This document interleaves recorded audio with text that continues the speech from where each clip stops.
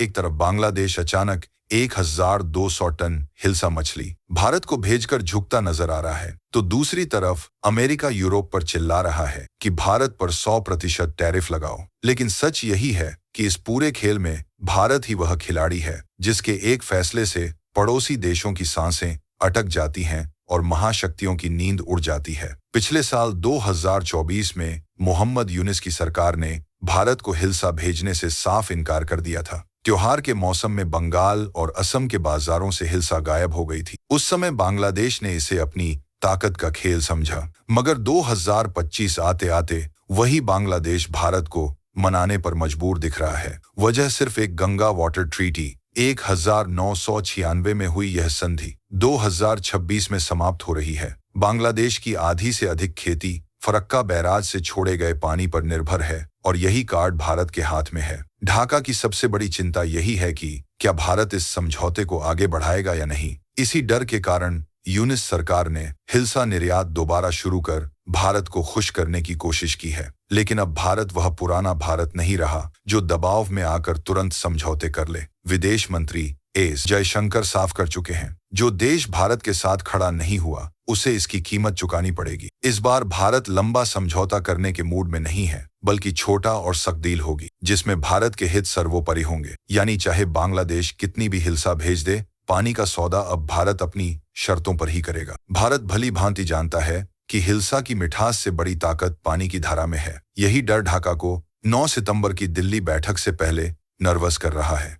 इधर दूसरी ओर अमेरिका के राष्ट्रपति डोनाल्ड ट्रंप यूरोप पर दबाव डाल रहे हैं कि भारत पर 100% टैरिफ लगाओ, वरना रूस से तेल खरीदने का खेल और बढ़ेगा। ट्रंप पहले ही भारत पर 25% अतिरिक्त टैरिफ लगा चुके हैं, लेकिन यूरोप उनकी बात सुनने को तैयार नहीं, क्योंकि यूरोप जानता है आज भारत हर यूरोपीय देश की अर्थव्यवस्था और सुरक्षा के लिए लाइफलाइन बन चुका है। इटली की प्रधानमंत्री जॉर्जिया मेलोनी ने खुद पीएम मोदी से बात की और कहा कि रक्षा, अंतरिक्ष, विज्ञान और निवेश में भारत के बिना यूरोप का भविष्य अधूरा है। फ्रांस के राष्ट्रपति इमैनुअल मैक्रों पहले ही भारत को यूरोप का नेचुरल पार्टनर बता चुके हैं। जर्मनी और स्विट्जरलैंड खुलेआम कह रहे हैं कि उन्हें भारत के साथ व्यापार गहराना है, न कि लड़ाई मोल लेनी है। यानी जब अमेरिका चाहता है कि यूरोप भारत से दूरी बनाए, तब यूरोप उल्टा भारत से नजदीकी बढ़ा रहा है। ब्रिटेन भारत के साथ पहले ही फ्री ट्रेड एग्रीमेंट साइन कर चुका है और 1 अक्टूबर से Bharat Switzerland free trade deal भी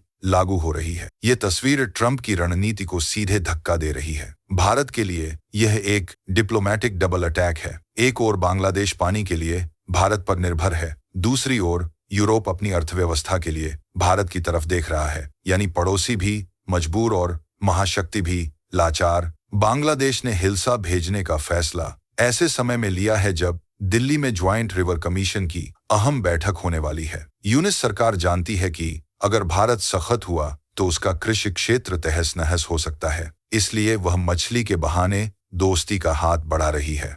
लेकिन भारत अब इन तोहफों के जाल में फंसने वाला नहीं। प्रधानमंत्री मोदी साफ कर चुके हैं, पानी की हर बूंद भारत के हित में गिनी जाएगी। इस बार समझौते में यह भी शामिल हो सकता है कि भारत अपनी जरूरत के हिसाब से ही पानी छोड़ेगा, न कि बांग्लादेश की मांग पर। यूरोप की तरफ देखें तो भारत की डिमांड आसमान छू रही है। इटली से लेकर फ्रांस तक हर देश भारत को डिफेंस पार्टनर, टेक्नोलॉजी पार्टनर और इन्वेस्टमेंट सेंटर मान रहा है। उन्हें पता है कि आने वाले दशक में चीन पर भरोसा करना बहुत घातक है और अमेरिका पर पूरी तरह निर्भर रहना भी सही सौदा नहीं है। भारत दोनों मोर्चों पर स्मार्ट खेल रहा है, पड़ोसी को उसकी कमजोरी याद दिला रहा है और पश्चिमी दुनिया को अपनी ताकत दिखा रहा है। यही वजह है कि चाहे हिल्सा हो या फ्री ट्रेड डील, हर जगह भारत ही तय कर रहा है कि अगला कदम कौन उठाएगा। वहीं ब्रसेल्स और रोम में डिप्लोमैट्स सोच रहे हैं कि भारत के साथ समझौता किए बिना उनकी इंडस्ट्री कैसे बचेगी। विडंबना देखिए, जिस बांग्लादेश ने मछली से भारत को